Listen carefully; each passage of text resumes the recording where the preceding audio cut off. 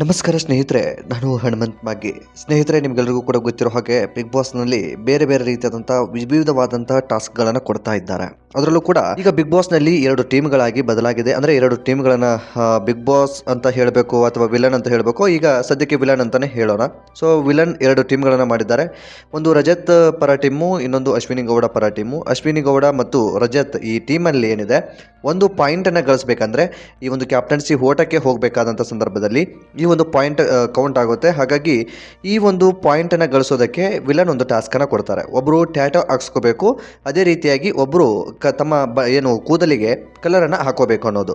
So first ಯಾರು ಬಜಲ್ನ ಹೊತ್ತಾರೋ ಅವರು ಆಯ್ಕೆ ಮಾಡ್ಕೊಳ್ಳುವಂಥ ಅವಕಾಶ ಇರುತ್ತೆ. ಅದು ಟ್ಯಾಟೋ ಹಾಕ್ಸ್ಕೋಬೇಕಾ ಅಥವಾ ಬಣ್ಣವನ್ನು ಹಾಕ್ಸ್ಕೋಬೇಕನ್ನೋದು ಆಯ್ಕೆ ಇರುತ್ತೆ. ಆದರೆ ಬಜಲನ್ನು ಒತ್ತದೇ ಇರುವಂಥವ್ರು, ಅಂದರೆ ಬಜಲ್ ಹೊತ್ತೋದ್ರಲ್ಲಿ ಸೆಕೆಂಡ್ ಆದಂಥವರು ಮೊದಲಿಗೆ ಆಯ್ಕೆ ಮಾಡಿಕೊಂಡಿರ್ತಕ್ಕಂತಹ ವ್ಯಕ್ತಿ ಬಿಟ್ಟಿರ್ತಕ್ಕಂತಹ ಒಂದು ಆಯ್ಕೆಯನ್ನು ತೆಗೆದುಕೊಳ್ಬೇಕಾಗುತ್ತೆ. ಅಶ್ವಿನಿ ಗೌಡ ಈ ಒಂದು ಬಜಲನ್ನು ಫಸ್ಟ್ ಒತ್ತುವ ಮೂಲಕ ನಾವು ಏರ್ ಡ್ರೈ ಅಂದರೆ ಕೂದಲಿಗೆ ಬಣ್ಣವನ್ನು ಹಚ್ಕೊಳ್ಳುವಂಥದ್ದು ನಾವು ಆಯ್ಕೆ ಮಾಡ್ಕೊಳ್ತೀವಿ ಅಂತ ಹೇಳ್ತಾರೆ. ಅದೇ ರೀತಿಯಾಗಿ ಟ್ಯಾಟೋ ಹಾಕ್ಸ್ಕೊಳ್ಳೋದಕ್ಕೆ ರಜತ್ ಟೀಮ್ಗೆ ಹೋಗ್ಬಿಡುತ್ತೆ. ಇದೆಲ್ಲವೂ ಕೂಡ ಚರ್ಚೆ ಆದ ಬಳಿಕ ಕೊನೆಗೂ ಟ್ಯಾಟೋ ಅಂದರೆ ರಜತ್ ಟೀಮಲ್ಲಿ ಇರುವಂತಹ ರಘು ಅವರು ಟ್ಯಾಟೋವನ್ನು ಹಾಕ್ಸ್ಕೊಳ್ಳೋದಕ್ಕೆ ಮುಂದಾಗ್ತಾರೆ. ಅದೇ ರೀತಿಯಾಗಿ ಕಾವ್ಯ ಕಲರ್ನ ಹಚ್ಕೊಳ್ಳೋದಕ್ಕೆ ಮುಂದಾಗ್ತಾರೆ. ಸೊ ಈ ಒಂದು ಸಂದರ್ಭದಲ್ಲಿ ಕಲರ್ ಹಾಕಬೇಕು ಹೀಗೆ ಹಾಕಬೇಕು ಅನ್ನೋ ರೀತಿ ರಜತ್ತು ಎಲ್ಲವೂ ಕೂಡ ವಾದ ನಡೆಯುತ್ತೆ. ಆ ಒಂದು ವಾದಕ್ಕೆ ಸಂಬಂಧಪಟ್ಟ ಹಾಗೆ ರಜತ್ ಒಂದಿಷ್ಟು ಗುಡುಗಿರ್ತಾರೆ. ಸೊ ಇದು ಇವತ್ತಿನ ಈ ಒಂದು ಪ್ರೊಮೋದಲ್ಲಿ ಕಾಣಿಸ್ಕೊಂಡಿರ್ತಕ್ಕಂಥದ್ದು. ಸೊ ಈ ಕುರಿತಾಗಿ ಬಿಗ್ ಬಾಸ್ ಈ ರೀತಿಯಾದಂಥ ಟಾಸ್ಕ್ಗಳನ್ನು ಕೊಡ್ತಾ ಇರುವಂಥದ್ದು, ಇದರಿಂದ ಅವ್ರಿಗೇನಾದರೂ ವೈಯಕ್ತಿಕವಾಗಿ ಅಂತಂದರೆ ಈಗ ಒಂದು ಟ್ಯಾಟೋ ಹಾಕ್ಸ್ಕೊಂಡಿದ್ದಾರೆ ಅಂದ ತಕ್ಷಣ ಆ ಟ್ಯಾಟೋ ಅಲ್ಲಿಂದನೇ ಪೂರ್ತಿಯಾಗಿ ಉಳ್ಕೊಂಡು ಬಿಡುತ್ತೆ ಅವ್ರು ಇರೋವರೆಗೂ.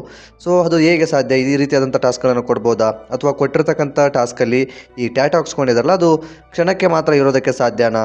ಪರ್ಮನೆಂಟ್ ಟ್ಯಾಟೋನ? ಸೊ ಎಲ್ಲವನ್ನು ಕೂಡ ನಾವು ಎಪಿಸೋಡಲ್ಲಿ ಗಮನಿಸಬೇಕಾಗುತ್ತೆ. ಒಂದು ವೇಳೆ ಪರ್ಮನೆಂಟ್ ಟ್ಯಾಟೋ ಆದರೆ ಇಂತಹ ಒಂದು ಟಾಸ್ಕ್ಗಳನ್ನು ಕೊಡೋದು ಎಷ್ಟರ ಮಟ್ಟಿಗೆ ಸರಿ ಅನ್ನೋ ಒಂದು ಪ್ರಶ್ನೆ ಕೂಡ ಮೂಡುತ್ತೆ. ಸೊ ಈ ಕುರಿತಾಗಿ ಚರ್ಚೆ ಅಂಥದ್ದೆಲ್ಲವೂ ಕೂಡ ನಡೀತಾ ಇರುವಂಥದ್ದು.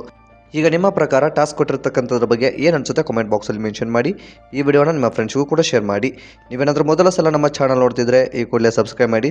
ಹೆಚ್ಚಿನ ವಿಡಿಯೋಗಳಿಗಾಗಿ ನೋಟಿಫಿಕೇಷನ್ ಬೆಲ್ ಐಕನ್ ಕೂಡ ಕ್ಲಿಕ್ ಮಾಡಿಕೊಳ್ಳಿ. ಮತ್ತು ಮುಂದಿನ ವಿಡಿಯೋದಲ್ಲಿ ಸಿಗೋಣ. ನಮಸ್ಕಾರ.